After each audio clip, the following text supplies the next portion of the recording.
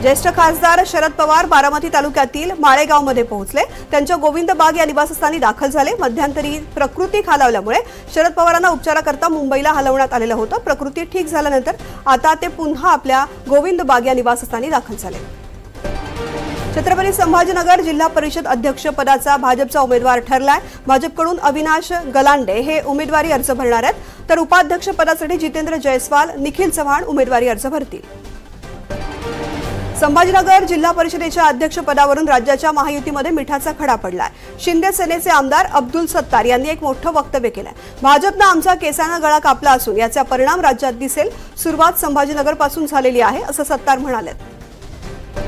छत्रपती संभाजीनगरमध्ये जिल्हा परिषद अध्यक्ष निवडण्यासाठी ऐनवेळी शिंदे गटानं वेगळा पर्याय निवडला, त्यामुळे आम्ही राष्ट्रवादीला सोबत घेऊन सत्ता स्थापन करत आहोत असं अतुल सावे म्हणाले। परभणी जिल्हा परिषद अध्यक्ष आणि उपाध्यक्ष पदाची निवडणूक बिनविरोध पार पडली आहे। जिल्हा परिषदेच्या अध्यक्षपदी भारतीय जनता पक्षाच्या लता वाकडे या विराजमान झाल्यात, तर उपाध्यक्षपदी राष्ट्रवादी अजितदादा पक्षाच्या श्रीकांत विटेकर यांची निवड करण्यात आली। अमरावती महापालिकेमधील एमआयएमचे नवनियुक्त स्वीकृत नगरसेवक मुनज्जर अली यांच्यावरती महापालिका रेकॉर्डवरती कंत्राटदार असल्याचा ठपका ठेवत त्यांना अपात्र ठरवण्यात आलं। महापालिका आयुक्त सौम्या शर्मा चांडक यांनी हे आदेश दिलेत। महापालिका प्रशासनाच्या या निर्णयाविरोधामध्ये स्वीकृत नगरसेवक मुनज्जर अली यांनी न्यायालयात धाव घेतली आहे।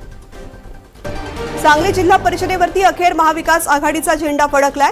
राष्ट्रवादी शरद पवार गटाच्या संगीता पाटील यांची अध्यक्षपदी निवड झाली आहे। त्यांनी भाजपच्या स्वप्नाली मासळ यांचा पराभव केला। राष्ट्रवादीच्या सदस्यांवरती महाविकास आघाडीकडून दडपण आणल्याचा आरोप अजित पवार गटाचे नेते संजय काका पाटील यांनी केलाय। राष्ट्रवादीच्या 2 सदस्यांसह संजय काका पाटील यांनी महायुतीला पाठिंबा असल्याचं यावेळी जाहीर केलं। इतिहासात पहिल्यांदा परभणीमध्ये भाजपचा जिल्हा परिषद अध्यक्ष झालेला आहे। याचा आनंद शिवसेनेनं का बहिष्कार टाकला माहिती नाही असं वक्तव्य पालकमंत्री मेघना बोर्डीकर यांनी केलेलं आहे। अध्यक्ष आणि उपाध्यक्ष कोण करायचा याबाबतचा निर्णय वरिष्ठ पातळीवरती ठरलेला आहे असं त्या म्हणाल्या। नुकत्याच पार पडलेल्या अकोला महापालिका निवडणुकीनंतर आता उबाठा गटाला मोठा धक्का बसलाय। निवडून आलेल्या 6 नगरसेवकांपैकी तब्बल 4 नगरसेवकांनी पक्षाला सोडचिठ्ठी देत एकनाथ शिंदे यांच्या शिवसेनेमध्ये प्रवेश केला। या घडामोडींमुळे अकोल्यामधील राजकीय वर्तुळामध्ये मोठी खळबळ माजली असून उबाठा गटामध्ये आता केवळ 2 नगरसेवक उरलेत। धर्मस्वातंत्र्य विधेयकावरती चर्चा करताना एक नाठाळ आमदार जितेंद्र आव्हाड यांनी छत्रपती शिवाजी महाराजांचा अपमान केला अशी टीका भाजप खासदार अनिल बोंडे यांनी आव्हाडांवरती केली आहे। अशा लोकांना दिसतील तिथे बडवलं पाहिजे, शिवप्रेमी निश्चितच ते करतील असं वादग्रस्त विधान बोंडेंनी केलंय।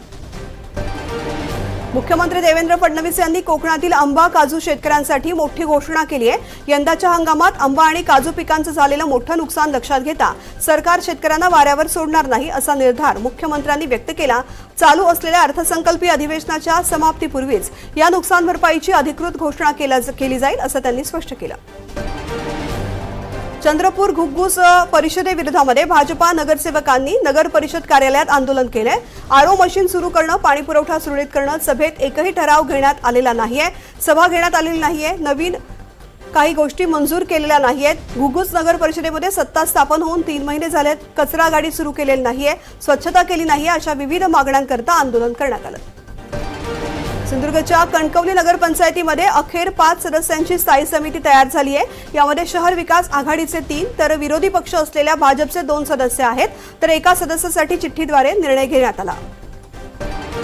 चंद्रपूर महानगरपालिकेकडून मालमत्ता कर वसुलीसाठी 15 विशेष वसुली आणि जप्ती पथकं नियुक्त करण्यात आलेली आहेत। आतापर्यंत 36 कोटी रुपयांची वसुली झाली असून अद्याप 42 कोटींची मोठी थकबाकी बाकी आहे, तर आतापर्यंत 30 व्यावसायिक मालमत्ता सील करण्यात आल्या। अध्यक्षपद निवडणुकीमध्ये ठाकरे गटाच्या सदस्यांनी कुणालाही मतदान करू नये, तटस्थ राहावं असा व्हीप पक्षाकडून जारी करण्यात आला। भाजपनं ठाकरेंचे 2 सदस्य फोडल्याची सूत्रांची माहिती आहे। भाजप राष्ट्रवादीसोबत जाणार की शिंदेंच्या शिवसेनेसोबत हा प्रश्न पडलाय। शहराच्या सर्वांगीण विकासाला गती देणारं आणि पायाभूत सुविधांवरती भर देणारं अहिल्यानगर महानगरपालिकेचं 1710 कोटी रुपयांचं भव्य अंदाजपत्रक काल सादर करण्यात आलंय। महानगरपालिकेच्या तिजोरीमध्ये प्रामुख्यानं करामधून मोठी भर पडणार आहे। यामध्ये संकलित करापोटी 103 कोटी 80 लाख आणि संकलित करावरती आधारित इतर करांमधून 89 कोटी 70 लाख रुपयांचं उत्पन्न अपेक्षित धरलं गेलं आहे। नाशिक महापालिकेच्या महासभेमध्ये ठाकरे सेनेच्या नगरसेवकांनी पाण्यासाठी पोस्टर झळकावलेत. द्वारका परिसराला कोणी पाणी देतं का पाणी असा आशय असलेले पोस्टर ठाकरेंच्या नगरसेवकांकडून महासभेत झळकावले गेले. नमो शेतकरी महासन्मान निधी योजनेचा 8वा हप्ता पुढील आठवड्यामध्ये थेट शेतकऱ्यांच्या बँक खात्यामध्ये जमा होणार आहे.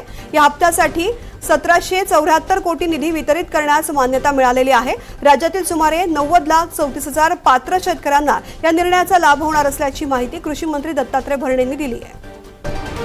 सांगली महापालिकेच्या सभेमध्ये काँग्रेस नगरसेविका पाणी प्रश्नावरती आक्रमक झाल्या.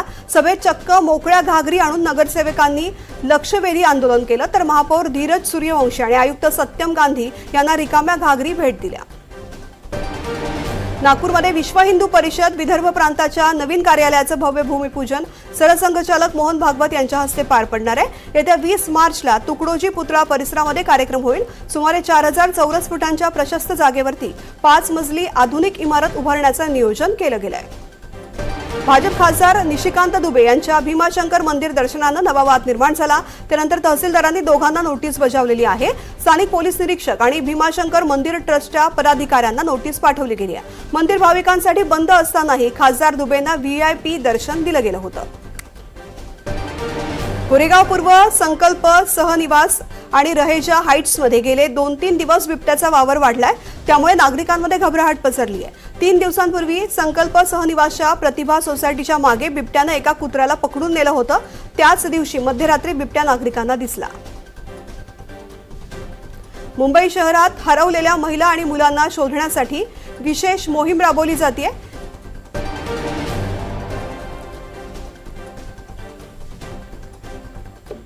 या मोहिमेअंतर्गत अंधेरी पोलिसांना हरवलेली महिला रत्ना धर्मेंद्र यादवला शोधण्यात यश आलंय.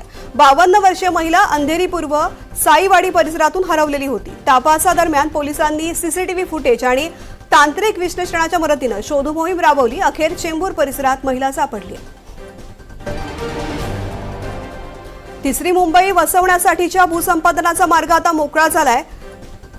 राज्य सरकारनं भूसंपादन आणि भूवाटप धोरण जाहीर केलंय. अर्थसंघ प्रकल्पग्रस्तांना सिडको आणि एमआयडीसीच्या धोरणाप्रमाणे 22.5% विकसित भूखंडाचा परतावा किंवा रोख भरपाई देण्याचा निर्णय घेतला गेला.